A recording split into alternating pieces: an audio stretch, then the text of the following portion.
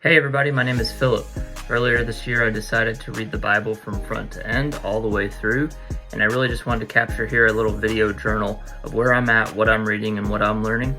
Really the intention is to just learn more about the character of God and be able to find lessons that He has for me that I can live out in my life today. So I hope these videos are beneficial for you in some way, and I hope you enjoy them. Welcome back. We are in 2 Kings chapter 6. We're going to spend some time in verses 8 through 23. This tells the story of how Elisha traps the Arameans. I hope I said that right, but it's the kingdom of Aram. So Arameans. Sounds right. Just go with it. So the kingdom of Aram is attacking Israel. They're trying to set up an ambush for the Israelites, and they keep on failing. Every time they set up an ambush, for some reason, somehow, some way, the kingdom of Israel always seems to be 5 steps ahead. And so the king of Aram keeps getting frustrated. He's getting more and more frustrated. He's saying, how in the world are they doing this? I'll tell you how. The prophet Elisha, basically better than an ADT security system, he is basically got God on speed dial. God's saying, Elisha, tell the king of Israel that this other army is trying to set up an ambush here. And so Elisha is able to tell the king of Israel, avoid that place. And because of that, they have not fallen victim to these ambushes that the Arameans are trying to set up. So God has basically given Elisha a front row seat to the war room of the king of Aram. So the king of Aram is getting upset. He's frustrated. He keeps trying to set up these ambushes, and none of it seems to be working. So he calls all of his officers together, and in verse 11 he says, which one of you is the traitor? Who's been informing the king of Israel of my plans? Which one of you is the snitch? Snitches get stitches. There's a mole in my ranks, and I'm going to root him out. Who is it? But all of his officers are like, it's not us. I promise it's definitely not us. It's that prophet guy over in Israel, Elisha. He somehow knows what's going on with our battle plans, and he hears even what you say in your bedroom. Which, can you imagine whispering battle plans to your wife as you're laying in bed, and somehow some other guy can hear about it miles away? Impressive. Creepy, but impressive. So he says, all right, if Elisha's the problem, we're going to take him out. We're going to find him. We're going to set a trap for him. We're going to seize him. So they get word that Elisha's in a place called Dothan. So they send chariots, horses, the entire army to go get Elisha, take him out. So here's Elisha in the town of Dothan. His servant wakes up in the morning. He stretches. He starts to sip his coffee. He looks out the window and he goes, uh-oh, uh-oh. He sees that they're surrounded. So he is scared. He goes back to Elisha and he's like, you're not going to believe this, but their Aram army's outside ready to attack us. Elisha, what does he say?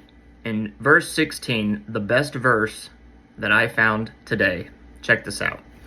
Elisha says in verse 16, don't be afraid, for there are more on our side than there are on theirs. There's more fighting for us than against us.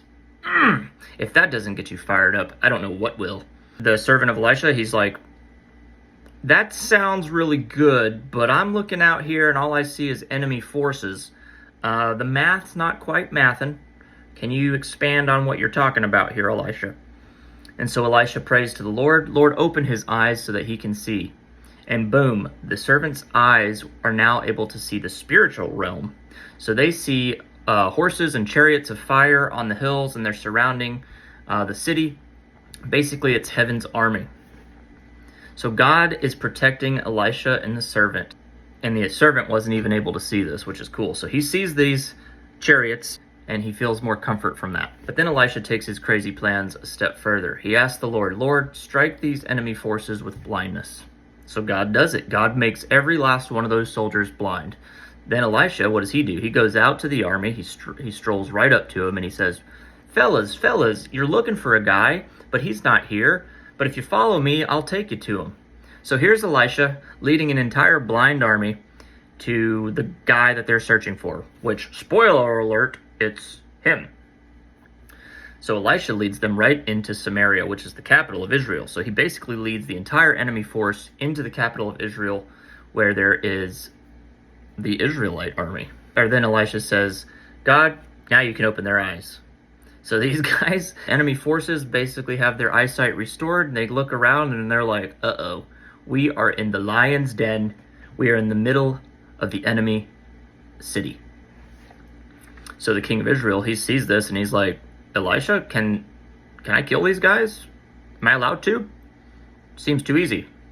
But Elisha says, no, that would be bad form, buddy. Bad manners, bad manners. Instead of killing them, let's feed them. So the king of Israel throws a dinner feast for basically the enemy forces. Eats, they drink, and then they say, I don't think we want to attack Israel anymore. Seems like they've got somebody or something fighting on their side that is making it very difficult for us. All right, there's a few things that I think we can learn from this. The first thing I think is that God's protection is often unseen, but it's powerful nonetheless. So in this story, Elisha's servant, understandably, is pretty panicked when he sees this enemy army all around him and Elisha. He's worried that they're about to get destroyed. And I think sometimes we have a tendency to panic when we are worried about life, rejection, failure, being misunderstood, worried about the future, whatever it is. We tend to panic.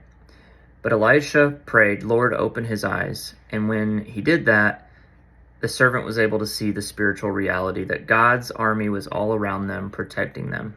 And I think there's moments in our life where we can feel completely alone.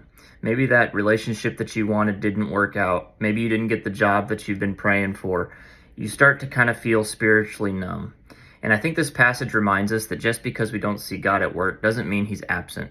His presence and his power often show up in those quiet ways, through a friend or an unexplainable peace. Maybe God even closes a door and it's for our own good. I think we need to ask God to open our eyes so that we can see his hand in our everyday life, even in the middle of the chaos. Because I think if we always tend to focus on the things that are going wrong in our life, then we might be missing something really cool that God might have for us. The second thing that I thought was kind of cool here was that spiritual insight is greater than the hustle or the strategy. So the king of Aram kept planning his attack to try to get Israel in this ambush, but every time Elisha kept warning the king of Israel. The enemy even thought that they had a mole or a snitch in their ranks, but it was just God giving Elisha this supernatural insight. In a world that's obsessed with kind of this hustle, grind, it shows that God's wisdom can take you further than just the simple grind. Now, I'm not saying that doesn't mean to work hard for what you want. It just means that seeking that spiritual insight, like discernment or wise counsel from a godly influence in your life or a mentor, it can help us make wiser choices in our relationships, in our career, and even in conflicts. I think rather than relying on our own strategy, we should invite God to show us his wisdom into those areas of our life where maybe we're feeling overwhelmed. And finally, I think that mercy is a radical and a world-changing response. So after blinding this army, Elisha leads them right into the heart of the beast, right into the capital city for Israel. And they really could have destroyed that army right then and there. But instead, he tells the king to feed them and send them back unharmed. And what's crazy is that it worked. They stopped raiding Israel, and in this situation, mercy actually ended the violence. I think that we live in a cancel culture society where clapping back or cutting somebody off is sort of the normal practice. But Elisha showed us a different way, which was mercy. And I think this kind of kindness, even when someone may not deserve it, it can disarm people more than anger ever could. And it may not always change them, but it'll change you. So ask yourself this week, is there someone in my life that I need to forgive? Is there someone that I can bless or someone that I can serve? And I think you'll see the cool thing about this is that you'll end up being blessed through those acts. So I think the challenge for us today is to use this text as a blueprint for living boldly in faith, leaning into a deeper wisdom through God, and showing someone unexpected grace, even in a world that oftentimes values exactly the opposite. As you go through life, just remember that God's perspective is bigger, his wisdom is deeper, and his mercy is stronger than any strategy that the world throws at you. Won't he do it?